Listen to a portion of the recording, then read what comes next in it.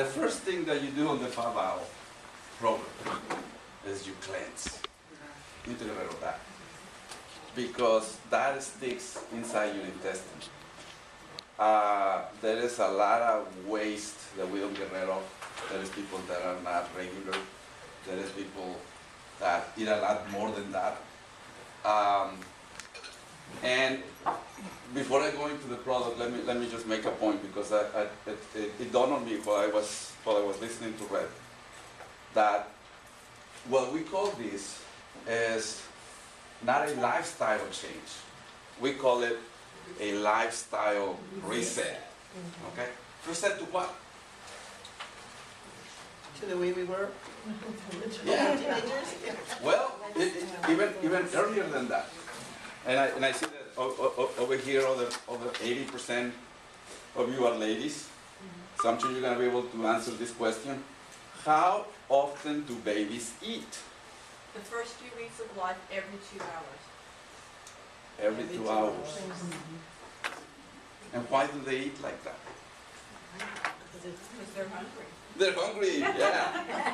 And they Be- They're cleaning themselves. They're cleaning themselves out, their metabolism is high, they're rebuilding, They're they're pooping. growing, and that's the way we are made, okay? Now, we have ladies here too. For this question, what do we try to do with babies right away, as soon as possible, so we can sleep? So that they can sleep all night. Get them to sleep through the night. Feed them. Through the night, feed them some more, feed them what? Heavy meals, right? The bigger the meal, the longer he sleeps, and you get some sleep. Okay? Well, that's where the problem begins. We are not taught to continue our metabolism, to continue to take care of the way our body works. Okay? What we do is we start when we're children, and we start this every 2-hour meals, and we go to a 3-time-a-day meal, and then we send them to kindergarten, and now we give them a little lunchable that is not very nutritious, but at least fills up their stomach, so when they come back they won't be so cranky. Absolutely. And then they turn into teenagers, and they start eating on their own, and they start picking up bad habits, and I like to say that it's not our fault, because we're victims of marketing, and every day you have marketing food and junk and sugar at you all day long. I did a fast one time I did a fast for 21 days, which was the wrong thing to do. No, I don't advise it, don't do that. But the thing that happens is that if you're not eating, you realize how much you're bombarded with advertisements and food and food and food and food, and all we do is eat and eat and eat and eat. And what's the other thing that we've been taught? The other thing that we've been taught is that if we want to lose weight, the thing that we have to do is we need to stop eating, and we need to exercise more. So you eat less and exercise more. And here comes the fallacy. Your body was made to deal with changes of environment. Okay?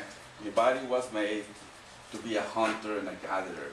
And if you were able to hunt and had enough food, you're supposed to eat the food and absorb as many nutrients and keep the nutrients inside of you, and then you weren't going to have another hunt for a while. And you were going to be eating out of the berries that you picked. And then the next time you had a good game, then you will eat again. So you weren't eating a whole bunch. What we do is we go for long periods without food, and then we have one of these meals. Now, the first meal that I threw in here with the breakfast, that was about 1,200 calories, all by itself. Okay? You start adding more and more, you have meals that are anywhere between 800 and 1,500, and if you take the Cokes, those big gulps. And now they have the super big gulps. Right, Okay. right. I was reading, well, the statistics says that it used to be in the 1950s and 40s, the average American used to eat 5 pounds of sugar a year. And today, the average American eats 105 pounds of sugar a year. Wow. So it's a lot of sugar. And you start looking at the insulin and the insulin resistance and the things that it does and how we accumulate. And it used to be, when I was growing up, that if you were African American or if you were Hispanic, you were at high risk of diabetes. That's the way it was. Today, you have 2 out of 3 people, it doesn't matter the race, doesn't matter the color, are at risk of diabetes. 2 out of every 3 people are either overweight or obese. And I was reading some statistics in San Antonio, in Bexar County, that on diabetes alone, the county is spending $1.6 billion on taking care of diabetics. Okay, so there's a lot of, it's a big problem. It's a big something that is going on. So, FAVAO, Sango, solved the riddle. Because I went to school and I spent 4 years studying traditional Chinese medicine, acupuncture, and diet, and needles, and Asian philosophy, and how to teach people how to eat, to lose weight, and to improve their health with food. But I had to admit that I didn't know everything. Okay? And the way I can prove that I didn't know everything is because I like to show you my picture. Now, Willie didn't say it, but I weightlift. I weightlift 5 times a week.